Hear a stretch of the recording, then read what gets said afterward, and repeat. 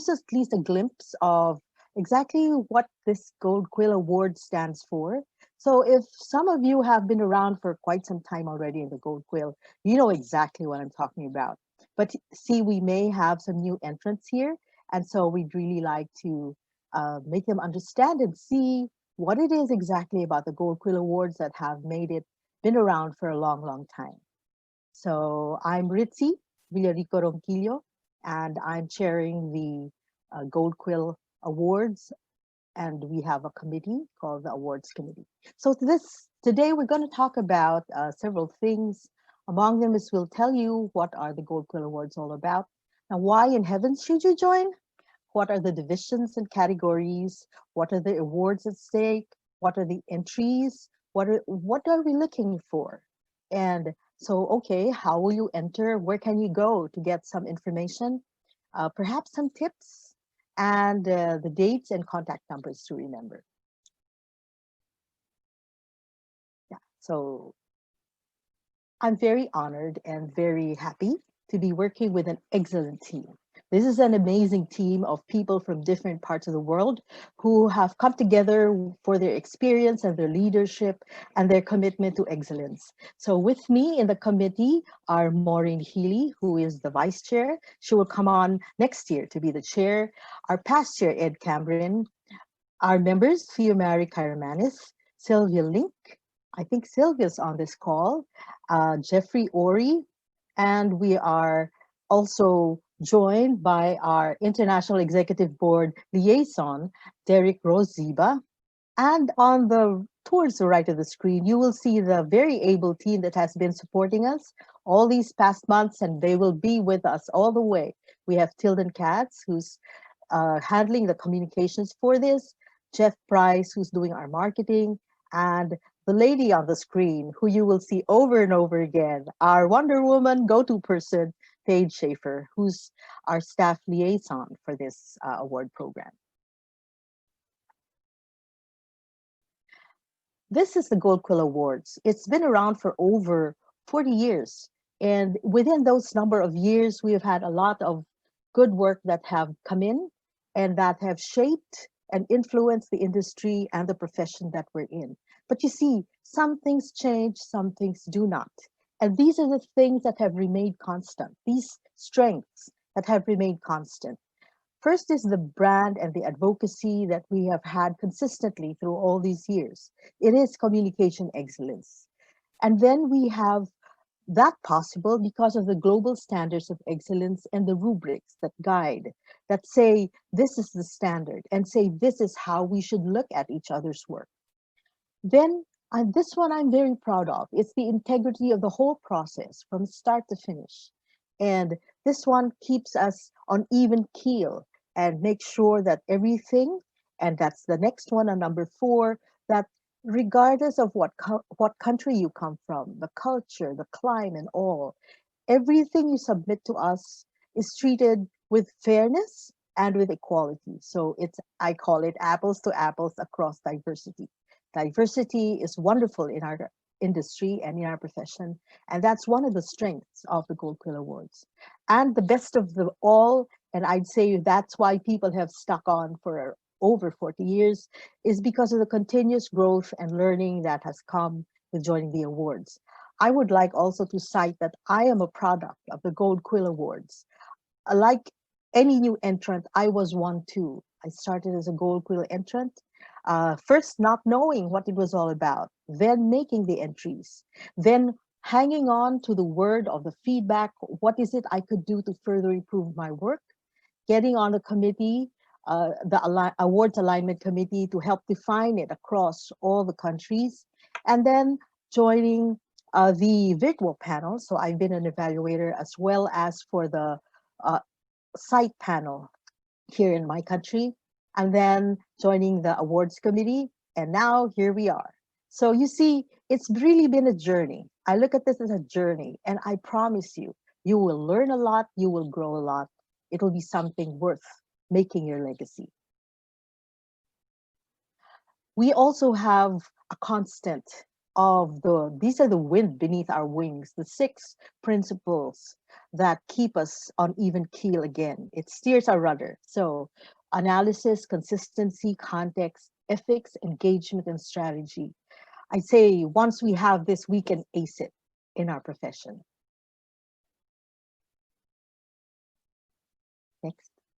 All right, the spirit behind our awards. So I'd say we could put it in two ways. One is that, of course, we will recognize communication excellence, and we make sure that it is a fair and equal way of making sure that we know what is the standard and what is even beyond the standard and blazing new trails.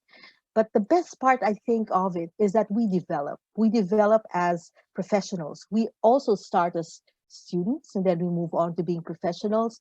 Why? Because we receive very valuable feedback, and that is one of the unique things that we have here in the Gold Quill Awards.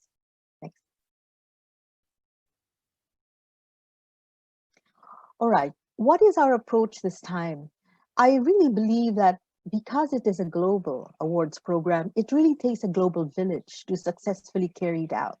And everyone is part of the solution and process. For all programs, all activities, I believe everyone has a role to play. So for us in the committee, our role is to manage and make the opportunities out there possible for as many as we can.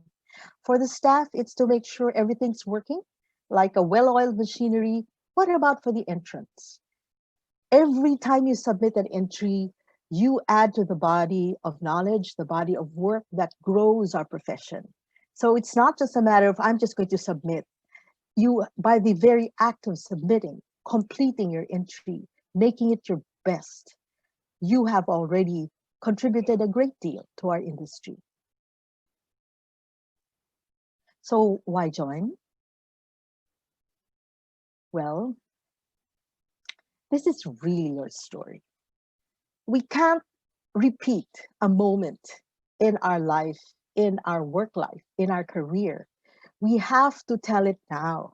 And I believe that this is an opportunity for you to build and put it in writing and make it memorable.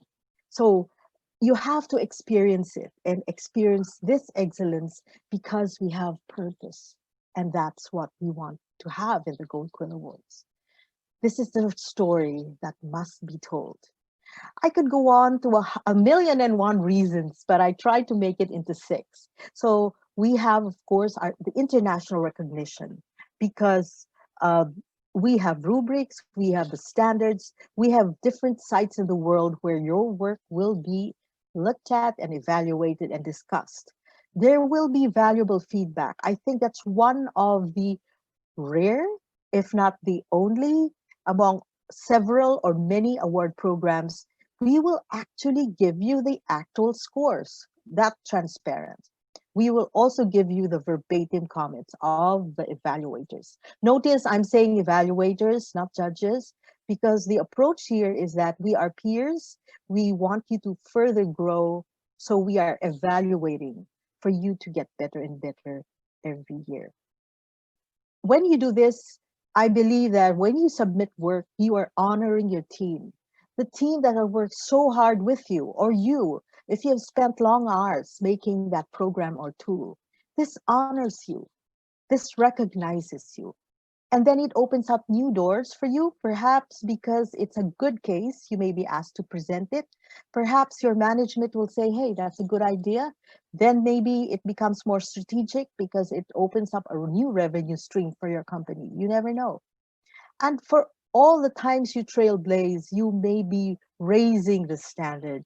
You may be making new waves, new trails. And so then it heightens the standards of our industry. It builds your reputation as someone who just won't sit back and say, that's all right, you know, it's good enough. You're someone who will push it and make your company and yourself be ahead of the curve. And of course, when you do that, then you professionally grow. You through the years, there's some new wisdom that comes in so that down the line, when you're many years in the industry, you can see one problem or one situation and you see many dimensions that come with the solutions. Something that's a gift that comes with continually learning and growing. Next. So these are the divisions and categories. There are 4 divisions and 26 categories. So the first 3 divisions are campaigns, programs. So they will have their own set of outline and questions and content that will be required. The 4th division are skills or the tools that you make. It could be the book you publish, could be the event, the exhibit, it could be um, say you're going to have a writing, a specialized kind of writing, going to publish something new. So that's where it will go. And you will see later that this division has its own questions to answer. So that's why it's important for you to read through it and see where there is a fit for your entry. Next slide, please. All right, what's the coverage? Anything you've done from January 2018 up to the submission date, and we will show you the submission dates. All categories are open to both students and professionals. Now, what if, questions we've often been asked is, what if I started my program way before January? You could still submit it, but remember, whatever you submit that has happened before January 2018 now can go into the laying the groundwork, can get into your need and opportunity and lays the groundwork for what you're going to do. And the submission date is what we'll show you later. So the one that we will be scoring will be whatever is within the coverage year. So if you've done things in the past, that forms part now of the historical aspect of your entry. Next slide, please. All right, we have a new category. We are living in a time when we are still grappling with the COVID-19 pandemic. There has been a lot of work that has gone into that because this is a time when communication rises to the occasion. So we have entered a special category for that, which it could be programs you have done to prepare or during the pandemic. And we hope that many years down the road, we will be able to say, this is the end of the pandemic. We don't want it around anymore. And so we want to capture that moment when it is difficult, because then there are many heroic stories that will come out of this. If you would like to submit tools that belong to this campaign in Division 4, communication skills, that's allowed. You can enter it in any. But if you are going to enter a whole program, then it belongs in this category.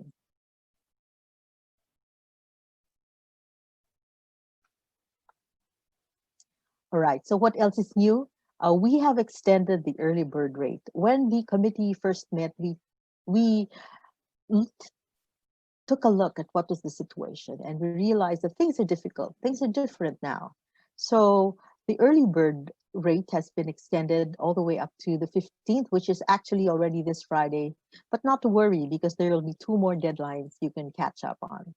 There have been no increase in the entry fees, and we are fully virtual this year.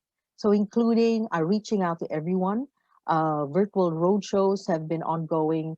You can get in touch with Paige, and we have an email that you can contact. You can ask, say, after this webinar, can we have our own so we can discuss it more in depth what we want to submit? That is possible. Please just let us know and we will do as much as we can to assist and to help you and to coach you, because we want everyone to have this learning experience together. So in case we have students, or you are a professor, or or you want to talk about this to students, you can submit entries in all categories. It could be just a single student, or it could be a group. But it has to be done as a full-time or part-time student. If any one of the students has already been in the profession, then you will have to submit it as a professional. Okay. They're asking, so I haven't implemented it. It's just a coursework. That's all right. All you have to do is you have to show that this is the evaluation I should have done. This is what I expect, how to measure the project's success. Next slide. These are the awards at stake. So awards of merit, awards of excellence, and special awards that are open to all those that win gold.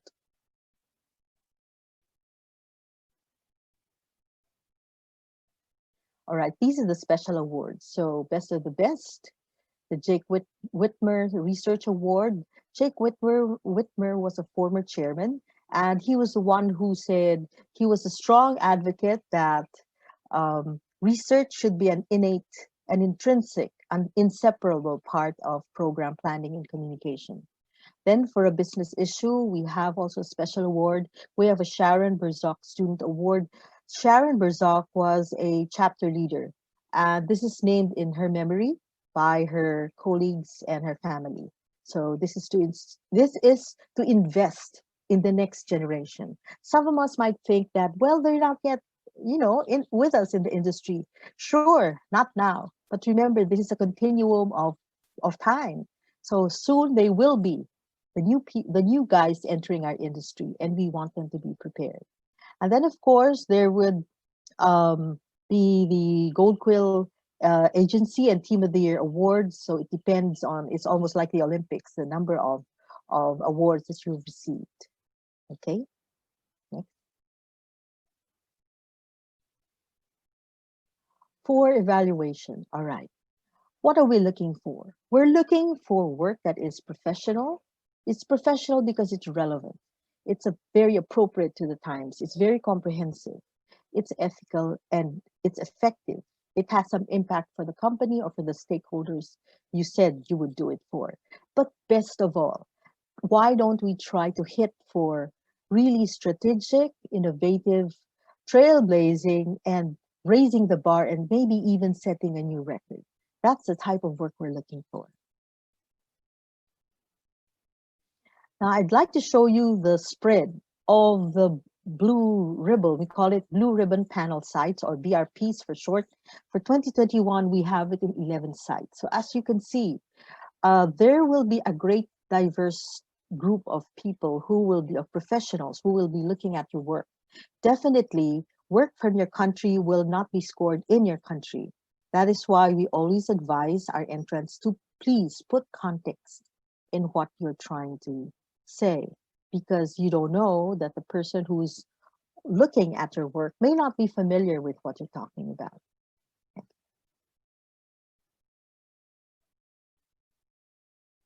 So these are the panel evaluators. They are well chosen.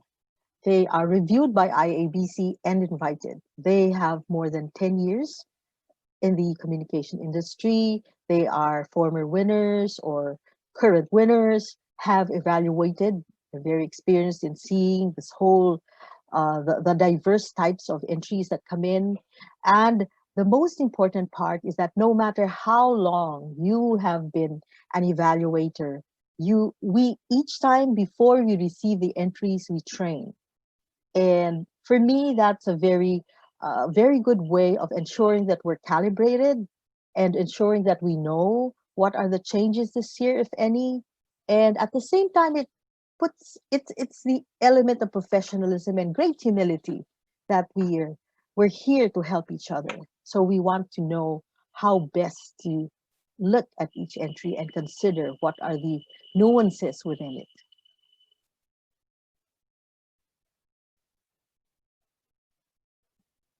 This is the 7-point scale of excellence that we use when we score the entries, with 7 as the highest and 1 as the lowest.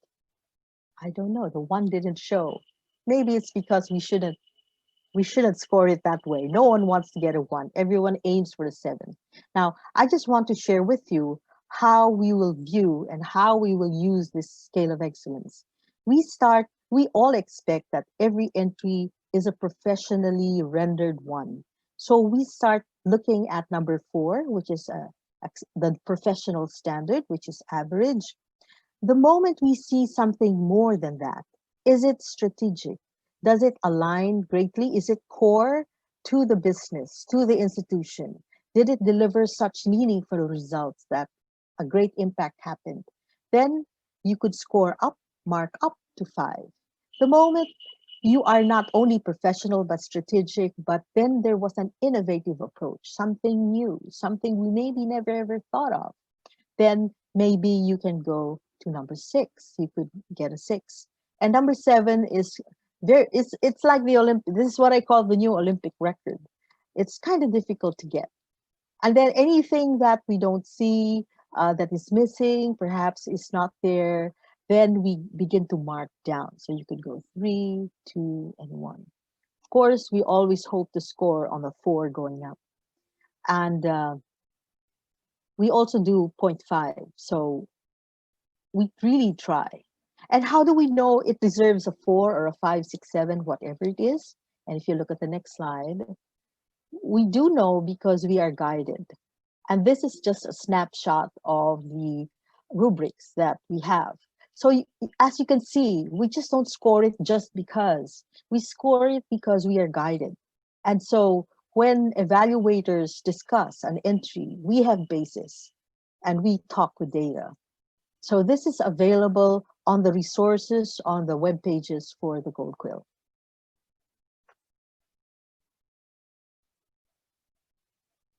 Yep.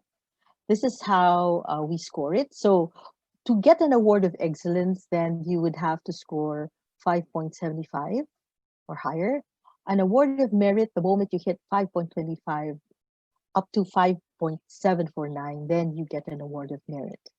Take a look at how it's distributed. So divisions 1, 2, and 3, which is the programs, so communication management, research, education, and training, one half of the score comes from your work plan, and the other half comes from the work sample. Now, which means that you must give equal importance to both, because your work plan is the full executive summary, and it just has to be 4 pages, nothing more, just 4 pages. There is a page in our website that tells you the rules, so you just have to look at that one. The work sample is another 50%. The moment you go to Division 4, then the 1/3 is your professional standard, the other 1/3 is strategic alignment, and the other third is creativity, resourcefulness, or innovation. Probably wondering, why is this different from the first 3? You see, now Division 4 gives a wider latitude to creativity and innovation, precisely because these are tools. So we master these tools, right? We have a creative peg. We have, especially if you're doing, say, visual comm or an event. So there is this additional creativity and artistry that goes into it. Now, for students, 35% is work plan and 65% is the work sample, because we are assuming that the work might have been a school, a coursework or a final paper they have to do that they were not required to actually implement it. Now, for all of these, very important is that it has to be aligned with your organization. It has to have a purpose, and that is embedded in all the questions in all these divisions. Next. All right, this is the work plan for the 3 divisions, the campaigns or the programs. So the first is the business need and opportunity. Then down the line, stakeholder analysis, goals and objectives, solution overview, implementation and challenges, measurement and evaluation. I'll show you later slides on this. So that is the outline. It must follow that outline, because the score sheet also matches that outline. Next. This is the work plan for Division 4. We don't usually call it a work plan, but if you look at it, it's what it is. It also gives a summary of what it's all about. So if you notice, there are a maximum of certain number of characters. So please follow that so that you have a very compressed, succinct entry, so that it makes it easier for all of us to bring our thoughts together. Likewise, for evaluators, it makes us it enables us to really fully understand your entry. Again, if you notice, there's a question there that asks, what are your key messages? What are your objectives? How is this relevant to your organization? How is it part of of a bigger idea, of a bigger campaign? So how do you make it? All right, there are steps. This is a variant of what you will see online. First is, of course, you have to assess what is it that you have that is eligible. How do you know it's eligible? So you just go through what we have on the site, and you will see there that, like, the coverage, how many should it fit into this category or division, and that is number two. So please find the perfect fit for your entry. In case you are not sure, you will have to email us. Sure, get in touch with us. You know, in this awards program, there is no silly question. Every question is a wonderful opportunity to, to qualify and to learn from each other. Then, as you make, as you think about it and you choose your division and category, you gather now all the information that will complete your entry. Then you make your work plan and work samples. As an entrant, I found it easier and faster and more convenient if, say, if I was the person most knowledgeable on the entry, I draft it. So as I'm making it, other colleagues are already putting together the work sample. You can do this on a parallel run to save on time. At the same time, you can check back what you are writing with what you are showing as a supporting document. So again, this is what we do when we publish, right? So we will draft, we will review, we will edit. But this one is important. Please put context, because the evaluators may come from another country and they may not be aware of exactly what you're talking about. And so also, please don't assume that the evaluator knows you. There have been cases where excellent ideas, a very attractive title was submitted to us, but there wasn't much information there. So it was hard for the evaluators to understand what exactly was the motivation for such an entry, and what was it trying to really accomplish. Now, we received another interesting question. The question was, can I submit a video using our national language or a dialect or a local language? The answer is yes, so long as you put subtitles, and somewhere in your presentation, in your entry, you give a synopsis or at least a summary of what it's all about. Give us context, position it, and make sure we understand the role of that particular, say, particular key message or particular tool. And then once you have done that, then you complete the entry form. This is an online submission, so everything is uploaded online. If you go again to the web pages concerned, you will see, you just click on a link and it will bring you to the page where you can enter your submission. So actually, we really have to begin with the end in mind. We have to think like a global evaluator, not just an evaluator from your country, but from somewhere else. So we have to, this is a chance for us to also spread our culture and our practices in our respective professions and countries. So if you look at the photos on the left side, these are actual photos of evaluators of different countries. And that's exactly how animated the discussion does happen. This was taken during site BRPs and in person. But you see, this year is different. So everything is going to be virtually done. But there is Zoom, so that's not going to be a problem. I expect to also see very animated discussions like this. However, it will be done now virtually. Next. So if you're talking about the campaign that you're going to submit or the program, the first item would be business need and opportunity. To sum it all up, it asks the question, why? What was the purpose? Why does it matter? Why are you just doing this now? Please don't put a boilerplate, because we can just easily read that. You have to lay the groundwork. What was the starting point of this and why it was needed? Now, you gain extra points if there was some kind of a research done Of course, formal research is best, but some kind of an informal research or even some focus group discussions, anecdotal may be interesting and very authentic, but what we need is lay the groundwork. We want to see those findings that made a basis for it. This is actually very practical because isn't it when we submit proposals to our management, they ask us for the why. They say, what is the basis for this? Before you can even get a budget, right? You have to do this. So this is very useful. Actually, this outline is very useful when you propose to your management. So I've done it at work, and I use this outline also when I teach classes. This is the outline for the final paper of my students. Thanks. All right. The next item would be stakeholder analysis. Then it says for whom. Now, this is important, and we see this a lot.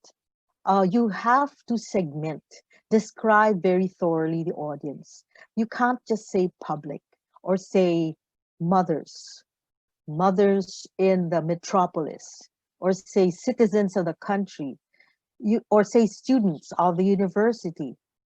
There are many types. For example, students, are they transferees, new enrollees, graduating students, sophomores, what? So there are many ways that we have to understand who it is you're making it for. So the better you define your audience, the better the score. Now, if you don't have a good profiling of the audience, then perhaps you can reach out to your marketing or HR colleagues.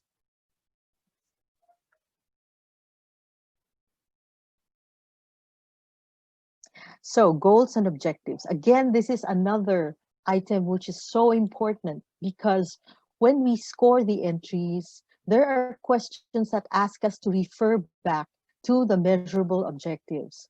We can't score it higher if there were no measurable objectives. Besides, measurable objectives set the baseline because once the objective is set and we know this is what you aspire for, when the program comes in as an intervening variable, then it closes the gap. We can't see the closing of that gap unless we know where your starting point is and what it is you wanted to achieve. So there are two types, outputs or outcomes. Outcomes sky higher than the outputs. Sometimes you can have one output and two outcomes. That's all right. You can mix it a bit, but I would recommend really outcomes because then it really shows. There's a phrase we use often in the Gold Quill.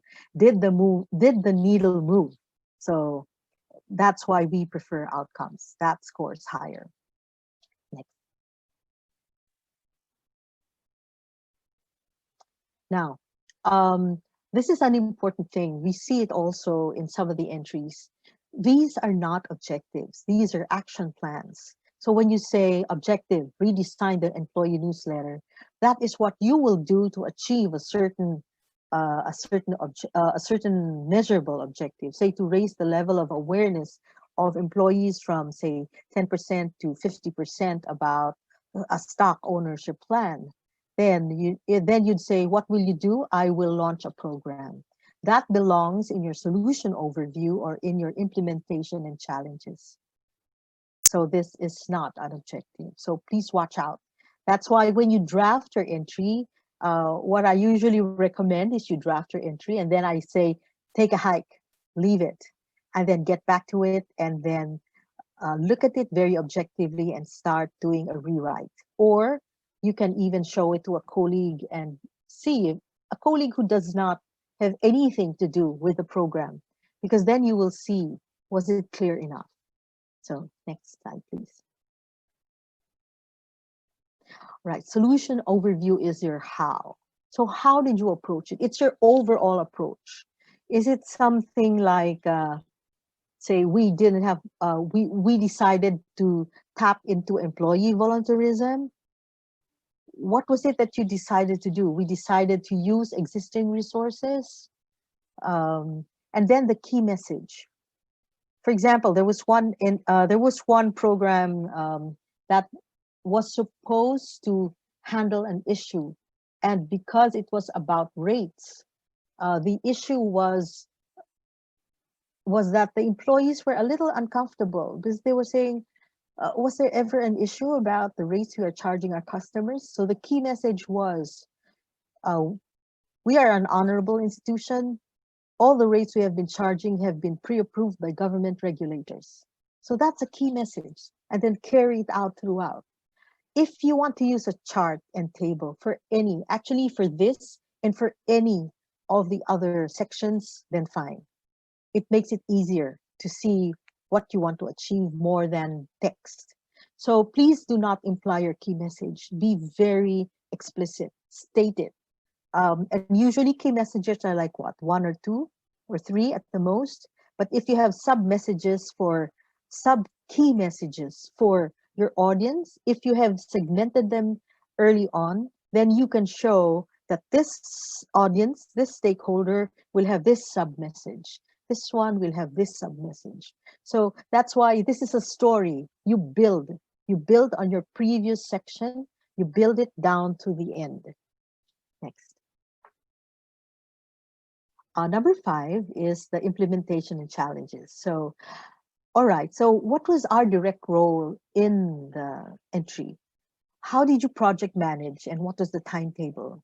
Did you do a phasing? So others make a Gantt chart. So it depends. And most important is, if you can state the actual budget, then do so. But if you can't because of some confidentiality issues, at least describe your resources. That's very important. So we understand how this whole campaign mapped out, because we know just exactly what you're working with. So did you consult? Was there collaboration cross-functionally? Then this is where you put it. So we understand how exactly it was implemented. Of course, there'll always be challenges. So please feel free. Don't be shy to say this was difficult. But make sure that once you state a certain challenge, you show and you explain how exactly did you deal with it? How did you resolve it? So then we see a full picture of an issue or maybe a crisis or a problem, and it was dealt with successfully. Then number 5 is still on implementation and challenges. Again, I reiterate that you must discuss resources to score well. As I mentioned, please provide the budget, or at least tell us what are the resources you worked with, cite the challenges and how you resolve them. Next. So the final section under programs is, so then, what happened? What moved? What changed? And you can be successful here if your objectives were measurable, because then you can, I've seen others, they show it in a table. First column will be the goal, second column is the measurable objective, and the third column, sometimes they put there achieved, surpassed, deferred, and all that. So it really is important that you set measurable objectives.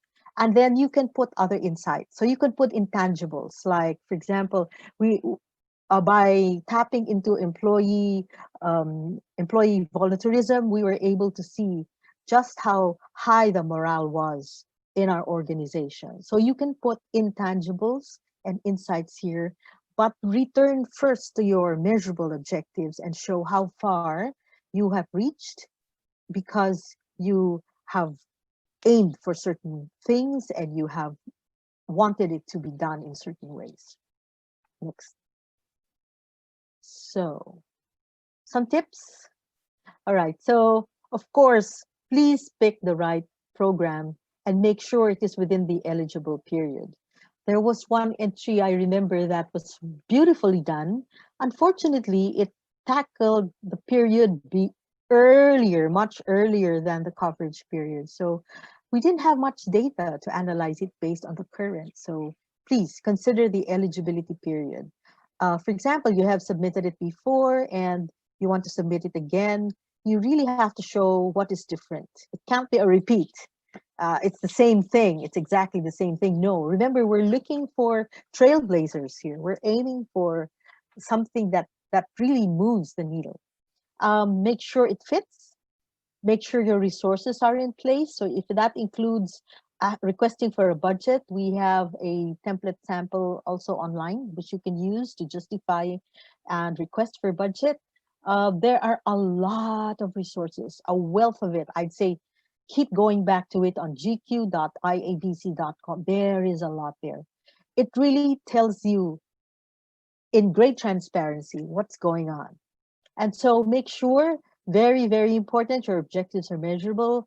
Make sure you tell us who your audience were, especially also since this is a communication program, tell us the media use and exposure, media preferences, what platforms were they, and that's why you chose these tools to use. And then identify clever solutions. What I mean by this, what we mean by this is that the solutions need not be the formulaic one. You could present to us a really a groundbreaking thing that you thought of with your cross-functional team. Make sure again that your results go back first to your measurable objectives so that you can cite results. Otherwise, what are they? Are they surprise results, accidental results? We want something that has been planned because this is a scientific method of doing it. And who are you writing for? As we said, think global evaluator. Um, and the last is, it does not take away our dignity to be edited, reviewed, and commented on. So have a mentor. Most important, have a proofreader. If you've seen the text so many times, you really need someone to look at it also for you. Next. I have an evaluator really emailed me and said, Ritzi, please, please tell this to the entrants. So please show alignment to the vision, mission, and values of the organization. This will be constantly asked of us when we do our evaluation. Now, for CSR entries, and this evaluator has been both in virtual and in the site panels, does a lot of video work and CSR work as well. She was saying the program has to be core to the business. If not, then at least explain why. Why did you get into this CSR program? So we're trying, we all know, I mean, those of us who are in sustainability know we're moving now from philanthropy into really value creation and sustainability, which has many components of it, right? The labor, the human capital, and all that, aside from the environment and circular economy. There are many aspects to it now. And then please get feedback. Okay, this is because, like, if you do, say, a video or an event, sometimes it's, or say even an annual report, a sustainability report, sometimes it's hard to get feedback. So if you're asked, so what has been the result? It's difficult for you to say. So this evaluator said, please get feedback. Perhaps you can run a survey. So at least you have a feel of what the target audience or the stakeholders had to say. And of course, please follow the rules. I will not get into the nitty-gritty right now, but there are rules and you can look at it on site. Please, because this makes sure that it's apples to apples. It makes sure that there is equality and respect for each of the entries. So some tips for the work samples. Please make it easy for the evaluator. If you put a link, then please make sure it's live. But don't expect that don't give us a laundry list of all these links and expect us to go through all that. At least post the sample. Show us, say, show us a bit of the storyboard if you have to. So remember that we cannot surmise. We will not surmise. We won't say, oh, maybe the entrant meant this. No, we're going to base all the understanding of your story from what you have told us. So make sure that your story is complete and comprehensive. Yeah. Next. For the dates and contact information, so we have the early bird deadline that's going to be this Friday, but we have another one coming up on the 27th of January, and the final deadline will be in the 8th of February. So actually, even after this webinar, if you'd like us to get to you, say through a Zoom call or a special webinar for your area, Let us know anything that you need, any way we can be of help to you. Please just go ahead and ask us. That's what we're here for. Next. So these are the contact information. Please do go to the information on the website. I tell you, it's like once you read it, all you do is answer the questions and you're ready. There's a lot of it there. If you have any inquiries, let's say you didn't have time to go through everything, so you just thought of a question just like that. It's okay. Then email us, recognition@iabc.com. Paige is going to be monitoring it. She raises it to me, and we'll raise it to the committee just as well. You're also helping us understand what matters to you now as entrants, what matters on the ground. You have to feel the pulse, and you're doing your share when you reach out to us as well. So I'd say, well, why not go for gold? Isn't it? Isn't that what would they say that's the luckiest color ever? So it's gold. So I'd like to say good luck to everybody and thank you so much for joining us again. I understand this will be recorded and posted on several sites. So Paige will tell you where. But for me, remember, this is a journey. So maybe this time all you receive is a feedback, but don't worry, because once we imbibe the lessons from it, we keep coming back and we keep learning. Remember, this is a continuum. And in our industry, in our profession, I think we'll never get old because there'll always be new stuff to learn. And by the way, mentoring is not just, say, a more senior person to a junior person. We have now what we call reverse mentoring. So we can be learning from the millennials and the next generation who are the students. So together, we are a diverse community, and it's always great to talk with peers from everywhere in the world. Remember, we are IABC. Join us in IABC. This is the Gold Quill Awards, and this is your story. Experience the excellence with purpose. This is Ritzi, Villarico-Ronquillo, your chair this year, saying thank you very much and good luck, everybody. See you soon at the awards night.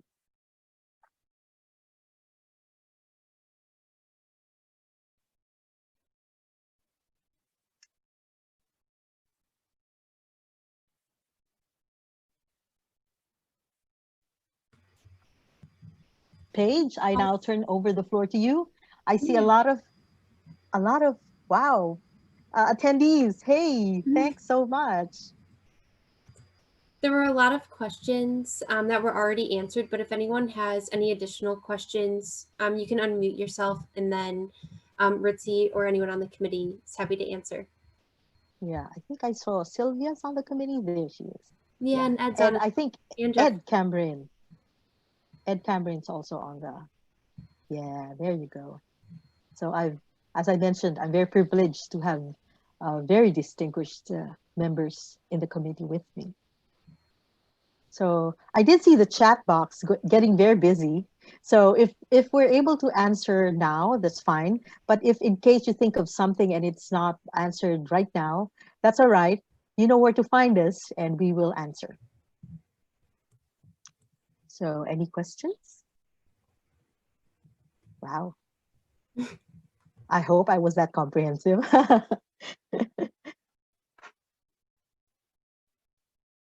So. Yes, hi. My name is Mirko. I'm dialing in from Waterloo, Ontario, Canada. And thank you very much. Thank you very much for your help.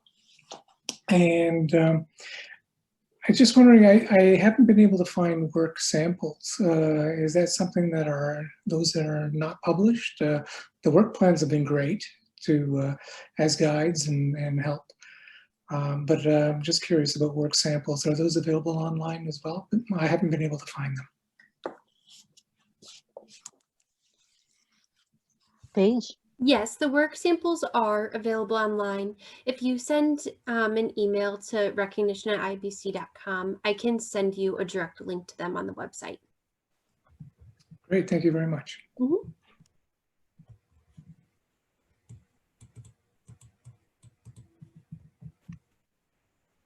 Any other questions? Hi, I'm Lotus Lady Magiba from the OSTSTI. Thank you po, Ma'am Ritzi, for the very comprehensive um, review on how to join in this skill awards. I would like to inquire for regarding the payment because it says in the website that you accept credit card, but we don't. We are a government agency and we don't have a credit card um, Mhm. credit card line, and it says wire transfer daw po for us to for another option. How does that work, ma'am, for the wire transfer po?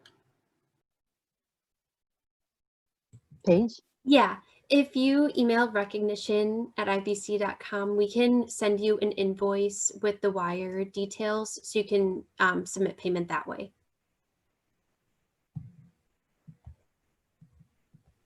Okay po, noted. Thank you. Yep. Yeah, I remember someone did ask that question too online. Yeah, there are various ways to pay now, especially with a more digital way of transacting. Any other questions?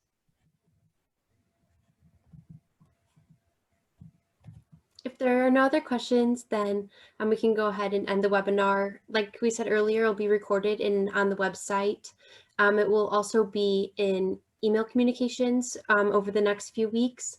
And we'd just like Mhm. to ask everyone to apply and submit your work.